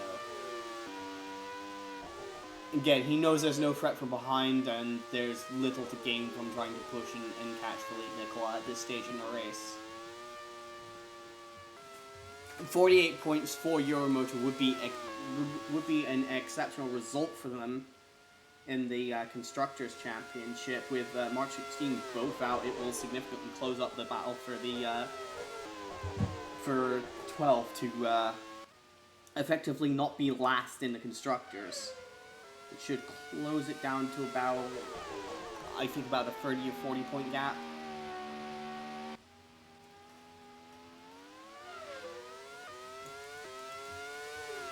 So despite all their horrific unreliability, Euromotor may not actually finish this season as the last place team in the Constructors.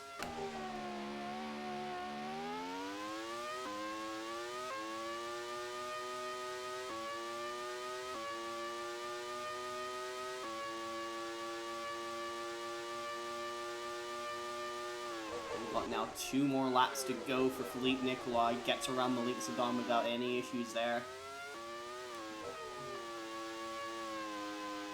I think he's really only got the Adriatica of Amani Burrell and the Jones of Diego Rivers Torrente to negotiate in these closing laps. Oh my goodness! That was dodgy from Torrente. Yes, I think Torrente there got a bit crossed up as Yoncher saw the gap she was leaving to the outside and decided to try and do that, trying to stay as close to the racing line as he could, but Torrente there just pulled over to the wrong side, completely misread the situation.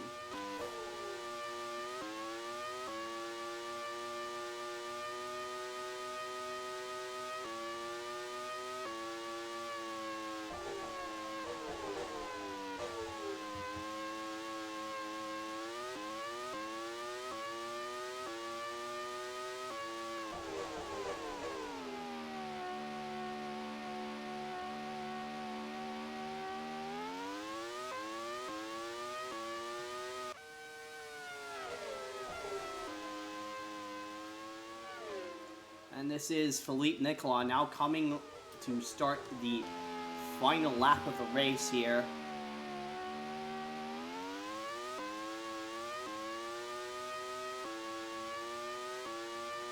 Starts it by lapping the Adriatica of Amani Burrell. Gets around the first corner without any issues at all.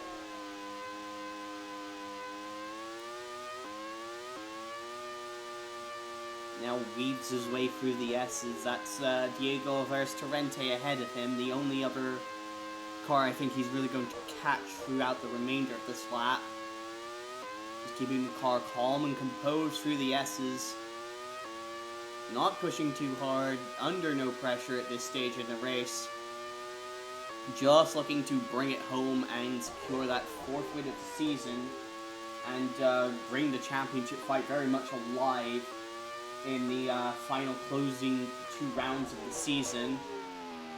Now at the hairpin, he's caught the Jones of Torrente, just has to find the ideal spot to get around. Indeed, look to try and get around the outside of 200R, but I don't think Torrente was really thinking that was on. This would presumably be the place. Yeah, coming out of Spoon Curve now. There's no match that the VW rebadged Bentley in the back of that Jones has that can really match Nicolas' Ford EcoBoost. He rounds 130R and approaching the triangle. It's been a not the most dominant race for Philippe Nicolas, but once that lead fell into his hands, he has been absolutely clinical. And it's going to be a 4th win of the season for Philippe Nicolas. And a sensational podium in just her 4th race for Amani Burrell. Diego Rivers Torrente 9th, Malik Zidane 10th. Malish comes across the line to finish 4th. And Kremnitsky gets a good solid points haul for checkmate in this race. Yoncher secures the podium for Euromotor. Carmelo Rivers Torrente will finish 11th. Alberto Cara takes 12th. And the last finisher of the field is going to be Naoki Shinjo. The only other cars still running that are yet to finish are Yamamura, McFry, and Fuwen, 6th, 7th, and 8th.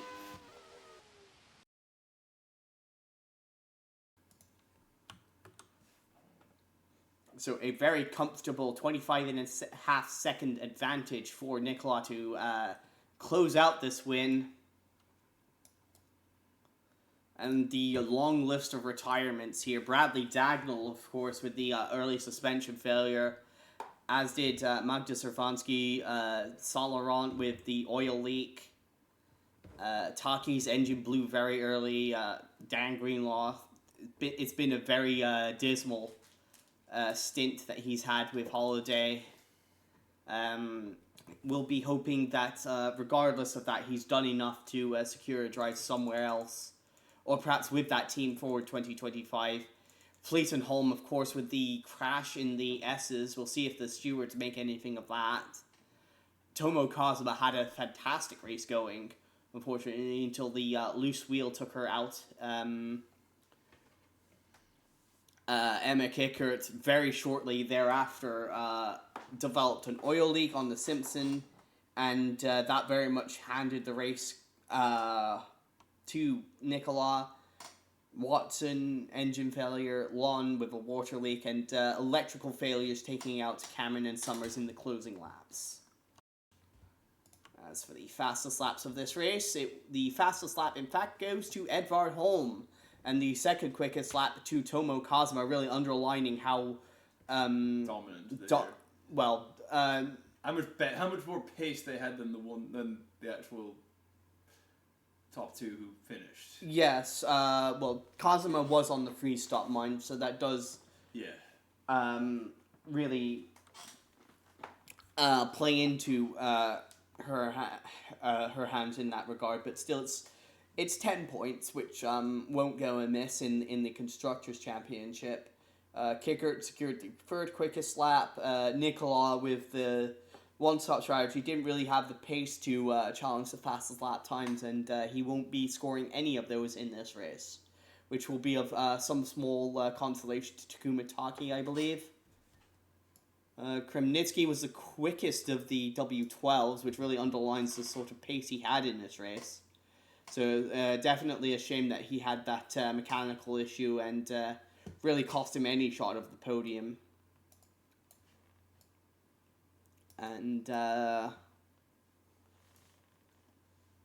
Cameron, you could definitely see he was really struggling for pace in this race. The one-stop strategy really did not seem to suit him in this race, and well down the order in the lap chart. But that will be it for us in this race. We'll see you next time at the Fuji Speedway for the Japanese Grand Prix. See you there.